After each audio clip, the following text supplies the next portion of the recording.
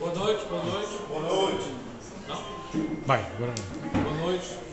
Hoje está início aí a mais um festa aqui na Subsede de Brasília. Sejam todos bem-vindos aí. Se estiver nos acompanhando aí, pode deixar aí pedido de oração, mensagens, estaremos respondendo aí ao longo da semana. Hoje nosso convidado é o pastor Adelso. Pode ficar à vontade aqui, tá, pastor? Já estou. Já. Pode ir, pode ir.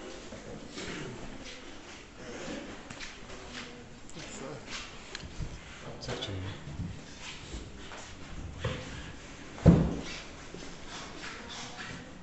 Muito bom estar aqui com vocês. Agradeço muito pelo convite. E a moto ainda, a gente conversou um pouquinho lá em Onaí no congresso que a gente teve na reunião ordinária de ensino. É um negócio que a gente não esquece, né? Faz tempo que eu não ando no piloto, mas a minha última motocicleta foi uma XL 250, cara, nova. Você lavava o motor com escova de dente, cara. Partida no piquezinho. Eu me lembro uma época, eu tinha combinado com a namorada de sair no sábado, e aí eu tinha lavado desde de manhãzinha ali, o motor ali com a escovinha de dente, cada detalhe de terra tirando, e aí no finalzinho da tarde, início da noite, estava nublado, começou a ameaçar chover. Aí ela me perguntou que eu podia pegar, eu falei, não, hoje não vai dar para sair mais, não, não tive coragem, eu confesso meu pecado. Mas ela nunca soube, né? O motivo era para não sujar a motocicleta. Isso é muito bom. Meus irmãos, é uma alegria estar com vocês. Eu vim aqui e o que a gente, o desejo é a gente poder partilhar um pouco daquilo que a gente tem aprendido acerca do que Deus tem feito, né? Eu entendo que toda quinta-feira vocês têm esse momento, eu tenho acho que 20 minutos, eu vou tentar ser breve, mas não menos profundo, eu acho. E aí, se você trouxe Bíblia, senão eu vou ler, mas é um texto que está na primeira carta de Pedro, capítulo 5, verso 3, de 3 a 4, é bem pequenininho. E eu queria, só para a gente conversar um pouquinho acerca disso. O apóstolo Pedro escreveu essa carta e diz assim, a primeira carta, a palavra do Senhor em 1 Pedro. Deixa eu localizar aqui. Ok. Diz assim, a partir do versículo 2 do capítulo 5, diz assim: pastoreai o rebanho de Deus que há entre vós, não por constrangimento, mas espontaneamente, como Deus quer, nem por sorte da ganância, mas de boa vontade, nem como dominadores dos que vos foram confiados antes, tornando-vos modelos do rebanho. Ora, logo que o Supremo Pastor se manifestar, recebereis a inacessível coroa da glória. Ele está falando para presbíteros, para líderes da igreja. Eu queria falar um pouquinho acerca de liderança. Tenho certeza que todos vocês aqui são líderes. Em algum momento, em algum lugar, seja na casa de vocês exercem liderança. Eu queria conversar um pouquinho sobre essa questão de liderança. Eu quero pedir permissão para a gente, eu voltar nesse texto um pouquinho mais no final, e algo que há alguns anos tem despertado a minha atenção, é falar sobre questão de masculinidade. Ninguém tem dúvidas da sua masculinidade, né? Mas o que esse termo chama a atenção? Há mais ou menos uns 15 anos eu vi um livro de um autor inglês que residia na época na Austrália, e o título do livro era Por que os homens são assim? E aí eu achei interessante aquele título, mas assim como? Nós somos homens e tal. E aí eu, lendo essa obra, ele trazia para a gente algumas estatísticas, algumas coisas. Ele começava a fundamentar, ele era psicólogo, e fundamentava essa argumentação, a argumentação dele, para perguntar por que os homens são assim. E ele fazia algumas afirmações bastante interessantes. Ele dizia, por exemplo, que o chip da masculinidade havia sido perdido, que os meninos hoje estavam nascendo sem o chip da masculinidade, sem o software da masculinidade. Eu falei, mas que negócio é esse? E aí ele trazia algumas argumentações, e ele dizia o seguinte, que os homens estavam com rachadura na fachada. É um negócio que a gente não escuta por aí, né? Como assim? Mexe diretamente com aquilo que nós somos, com as convicções que nós temos. Certamente, aprofundando um pouco a leitura dele, eu percebi que ele não parecia ter contato com Deus, ele não parecia não conhecer algumas verdades que nós acreditamos que a Bíblia traz, né? Mas eu não quis entrar nesse detalhe. E aí ele trazia umas estatísticas. Ele dizia o seguinte: mais de 90% dos atos de violência julgados e condenados são praticados por homens. Mais de 90% dos atos de violência julgados e condenados são praticados por homens.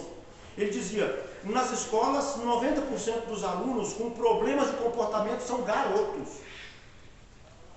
E eu quis acompanhar um pouco mais, mas por que isso? Isso começou a despertar em mim, e nós sabemos que essa é uma realidade. E aí, eu fui verificar agora, isso foi em 94 que ele escreve esse livro, certamente, se ele escreveu em 94, ele estava mastigando isso, pelo menos no mínimo uns 10 anos, né?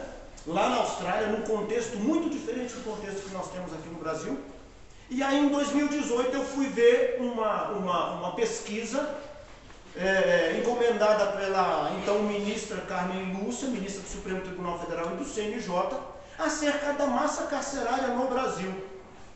E para minha surpresa, essa pesquisa feita pelo CNJ, né, para aperfeiçoar o trabalho do sistema judiciário brasileiro, né, há um banco nacional de dados que monitora essa massa carcerária. E para surpresa, ela trazia números, pouco mais de 600 mil presos no Brasil. Então ela dizia que dessa massa carcerária, 95% eram homens e 5% são mulheres, né? Ou seja, em 2018 ela nos traz uma estatística muito mais apurada, né? Muito semelhante à estatística que esse psicólogo Steve Biddulph lá na Austrália constatou. Então, o que há de errado com a figura masculina? O que há de errado com o homem? Bom, na perspectiva bíblica e na minha perspectiva, ele atribuía, por exemplo, a saída do homem do seu lar, ou seja, ele pega dados da Revolução Industrial em que o homem sai daquele trabalho de manufatura dentro de casa, trabalhando em família, em que a mulher aprendia o ofício que o homem fazia, os filhos aprendiam. Tanto que quando o marido morria, a mulher continuava os negócios normalmente, não havia abalo nenhum dentro de casa, né? E com a Revolução Industrial, o homem sai de dentro de casa mais, vai para as fábricas e a mulher fica com aquela responsabilidade de criar os filhos, de dar direcionamento espiritual para os filhos e muito mais. E nas minhas, é um tema que me chama a atenção, eu fui percebendo que há uma perspectiva cultural de desconstrução da masculinidade, de desconstrução da figura masculina como alguém praticamente desnecessário ou pouco necessário. E nós conseguimos perceber essa desconstrução muito sutil, silenciosa, paulatina da figura masculina, que tem, ao longo do tempo, desmontado famílias inteiras. Tanto que nós conhecemos que o modelo familiar hoje, se nós formos fazer uma pesquisa cultural, nós vamos encontrar os mais diversificados. Então, esse tema me chama a atenção e nos trabalhos, nas nossas pesquisas, se vocês se lembrarem, eu peguei alguns exemplos de ideia, talvez de desconstrução da figura masculina, e nós vamos falar hoje de modelo de homem. E aí, para adiantar, vou dar um spoiler, qual o modelo masculino perfeito que nós temos? O próprio Senhor Jesus. Nós não encontraremos um modelo de homem, um modelo masculino perfeito que não o Senhor Jesus. Eu queria que nós pensássemos nisso. Nessa perspectiva de tentativa ou de desconstrução da figura masculina, eu vou dar para vocês alguns exemplos masculinos que parece que culturalmente criados de maneira sutil para demonstrar que a figura masculina é quase desnecessário. Parece um absurdo isso que eu estou dizendo para vocês. Vamos olhar para a indústria cinematográfica, os desenhos de Walt Disney. Se vocês pegarem os desenhos de Walt Disney, na maioria deles, a figura masculina são modelos patéticos. E eu vou dar exemplo. Por exemplo, Branca de Neve. Ela não tem um pai que a protege. Ela entrega a própria sorte. A figura forte é uma madrasta. Bernardo e Bianca. Eu estou falando porque eu gosto de desenho animado por conta dos meus filhos. Então eles cresceram vendo isso. Mas nós estamos pensando aqui numa perspectiva de cosmovisão, que faz com que nós olhemos até isso que nós recebemos culturalmente, mas que nos chama a atenção para abrir os olhos e fazer uma análise dentro da perspectiva de criação, queda e redenção. Esses pilares do cristianismo. Bernardo e Bianca é uma menininha abandonada, não tem pais, morava num orfanato, né, e era explorada pela dona do orfanato. A Bela Adormecida, uma menina também desprotegida pela figura paterna. E por aí vai. Se você pegar Cinderela, não tem uma figura paterna que protegia a família. Uma desconstrução desse modelo de masculinidade. Aladim, nós temos um menino ladrão, nós temos um sultão que é bobão, nós temos, se nós pegarmos um desenho mais próximo, Frozen, as meninas ficam sem pai muito cedo, a família sem a figura masculina. Se nós formos para Hércules, a mesma coisa, o rei é um bonachão, o deus grego lá é um bonachão. Vamos pegar os Flintstones. O Fred Flintstone, o negócio dele é jogar boliche, né? E gritar a Vilma. Até o cachorro, o Dino, põe ele para fora da casa. Para a gente perceber um processo cultural de desconstrução da figura masculina. Pegamos Rapunzel, o rei que não consegue proteger a própria filha. Vamos para Shrek, então o modelo lá é um ogro. Ou naquele que tem o pai da Fiona, ele é um rei, um sapo transformado. Por que eu estou trazendo todas essas coisas? O Homer Simpson é um incapaz de controlar a sua casa. Percebe como culturalmente nós vamos olhando para estes modelos que sutilmente vão sendo inseridos e que nós precisamos olhar isso dentro de uma perspectiva de criação, queda e redenção e do modelo de masculinidade que Deus deu para a humanidade, né? E agora nós voltamos para o nosso texto, para a gente pensar em Cristo como um modelo de homem. Em Cristo que nos ensina o que é verdadeiramente ser homem. Quando Pedro está escrevendo para os presbíteros que lideravam a igreja, que cuidavam da igreja, ele diz, olha, pastoreai o rebanho de Deus que existe entre vocês, que é entre vós. Não por constrangimento, não é algo que você tenha que fazer obrigado, constrangido, mas algo que você faz voluntariamente. E nós devemos olhar para esse texto aqui pensando nas nossas casas, nas nossas famílias, como líder nós cuidamos da esposa que Deus nos deu, dos filhos que Deus nos deu, como que nós conduzimos espiritualmente para que os nossos filhos possam conviver neste mundo com as dificuldades inerentes desse mundo que nós conhecemos, mas tendo uma visão diferente, lentes diferentes para analisar essa questão cultural.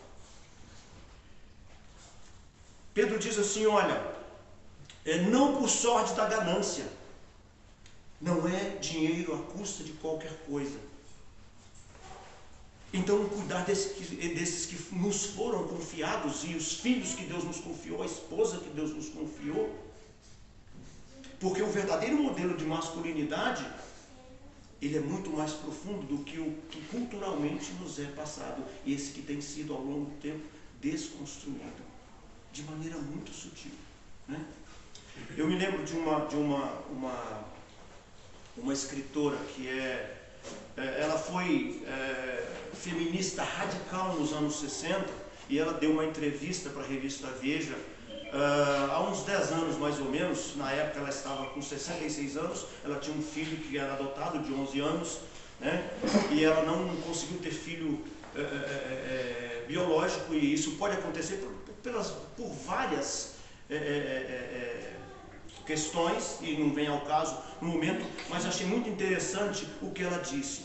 Ela, feminista, radical, combatente dos anos 60, ela disse que as mulheres da época dela deram com a cara na parede, que elas queriam que o homem fosse aquilo que eles não eram, e quando eles se transformaram naquilo que eles não eram, eles disseram: eu não quero mais. Ou tipo assim, ele se tornou o meu terceiro filho.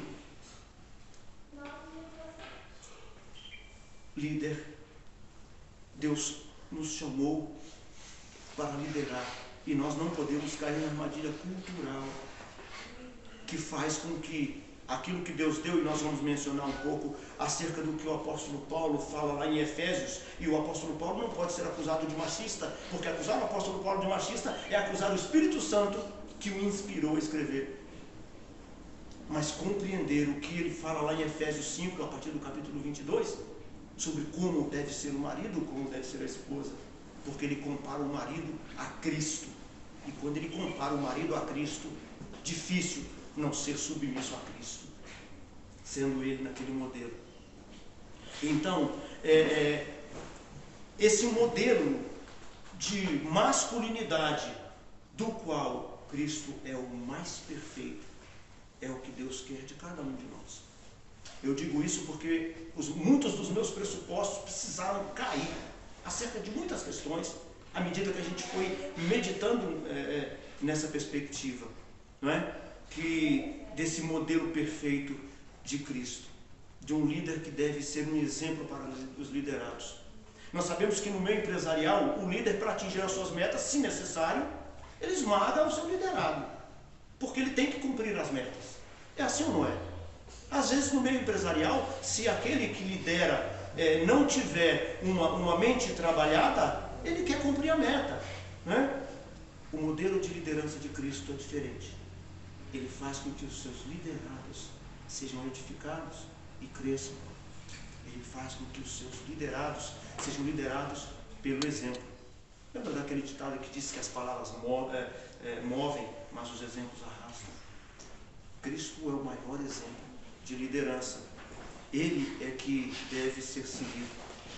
E aí nós pensamos assim: o que há de errado com a masculinidade hoje, né? Falta olhar para o modelo perfeito de Cristo, que não é menos homem. Às vezes fala: mas essa é uma posição machista. E aí nós vamos diferenciar uma coisa quando fala de liderança: uma liderança igual à liderança de Cristo, seja na sua casa, seja no ambiente de trabalho. Mas aí nós vamos encontrar algumas diferenças. Essa liderança que Deus fala, né? Quando o apóstolo Paulo lá diz que os maridos devem amar a sua esposa, e aí ele não está falando de sentimento, ele está falando de cuidado, ele está falando de proteção, e não apenas cuidado com a provisão material em casa. Em todos os sentidos isso é muito mais abrangente. Ele está falando de uma proteção espiritual, no sentido de que o marido ele deve estar atento, inclusive às questões culturais, para ver se a casa dele, esposa e filhos estão, obrigado, irmãozão, estão sendo alimentados com uma doutrina bíblica sadia. E ele deve ser um exemplo. E aí nós vamos falar de liderança, por exemplo. Deus não está falando de liderança no trabalho, porque não está falando de capacidade. Nós sabemos que no meio empresarial há muitas mulheres que são infinitamente mais capacitadas que muitos homens. Então a questão não é capacidade, não é inteligência. Nós sabemos disso. A gente deve conhecer servidoras que são muito bem capacitadas. E aí a armadilha cultural de achar que está querendo colocar a mulher num patamar inferior, isso não é bíblico, porque não é um conceito de inferioridade. A submissão feminina, por exemplo, ao seu marido, é aquele marido que ele é exatamente igual a Cristo, ou ele tenta imitar a Cristo. protegendo a sua casa, sendo referencial, ensinando ou liderando pelo exemplo e não pela mão forte. Percebe a diferença? Então, quando a mulher entende que o seu marido, ele lidera pelo exemplo e que ele se aproxima de Cristo, nessa perspectiva, como não ser submisso ao próprio Cristo? Ser submisso a Cristo é bom. Eu me lembro de um teólogo do século XVI, John Owen. Ele estava dando palestras para maridos. Ele dizia o seguinte, que os maridos deveriam se comportar de maneira que a mulher, contando para os outros fora de casa, dizia: eu tenho em casa um marido que é diariamente um exemplo de Cristo, ou de como Cristo trata a igreja. Percebe a diferença cultural em que nós fomos aos poucos ouvindo, né? Isso não tira a masculinidade da mesma maneira que não interfere em nada no papel feminino. Existem diferenças, mas essas diferenças não são ontológicas, não são na figura do ser, não são diferenças no ser, mas são diferenças funcionais dadas pelo próprio Deus, para que houvesse uma complementação. É uma questão de complementariedade e não de disputa de poder. E aí a Bíblia nos diz que a disputa de poder veio com a queda. Lá no Éden começou a disputa de poder, porque a diferença é funcional, para que haja uma complementação e uma complementariedade. O apóstolo Pedro, ele diz: olha, pastoreai o rebanho, e nós pastoreamos aqueles que estão sob a nossa liderança. Os meus filhos estão sob a minha liderança. Eu tive com os meus filhos muitos embates, mas eu sempre disse para eles: quem está mais alto enxerga mais longe, e tem coisas que não dá para discutir. Os meus filhos, quando eram pequenos, não podiam dizer como é que eles deveriam, como é que a casa deveria funcionar. E nesse aspecto é interessante, porque pai e mãe lideram juntos ali, não perdendo de vista o papel que Deus deu de sacerdote da casa, do qual será cobrada a responsabilidade nessa condução.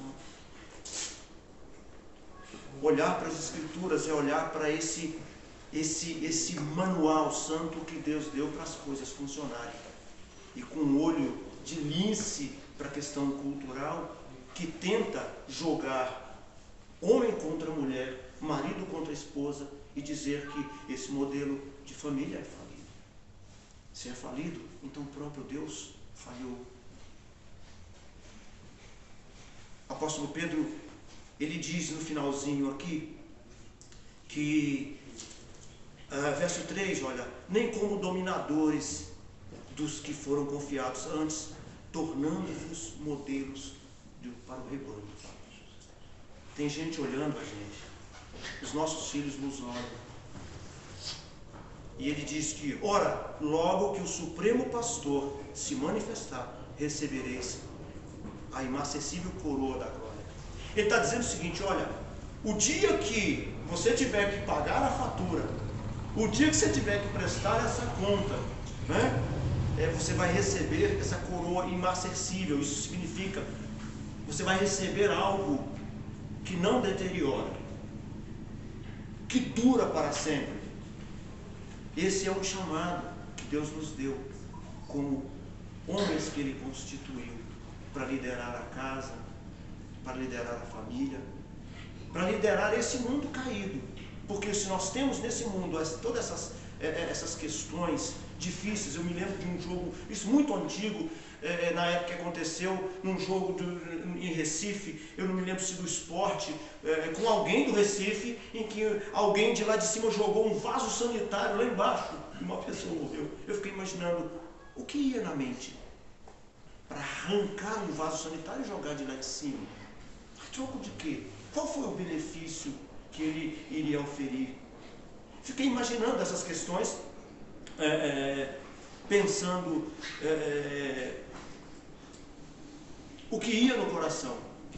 Então, Às vezes é possível, como o Steve Biddulph, ele tentava encontrar culpado, dizendo, olha, culpados são os homens que saíram da vida das crianças, por isso eles estão crescendo sem o chip da masculinidade. Né? Quando nós olhamos para a Bíblia, ele vai dizer, olha, a raiz é mais profunda, está lá na queda. Nós precisamos olhar, compreender o que Deus nos deu nessa perspectiva de um Deus que criou, de um Deus que viu o homem cair. Como assim? Achou que podia andar sozinho, não precisava mais desse Deus. Aliás, eu posso ser igual a ele, mas que mandou um Redentor prometido lá atrás, lá em próprio Gênesis 3,15, que disse, olha, virá um Redentor, mas você vai trabalhar. Você vai ter que trabalhar para comer. E prometeu que um dia haverá consumação. Criação, queda, redenção e consumação. Ler tudo que nós vemos hoje em dia nessa perspectiva.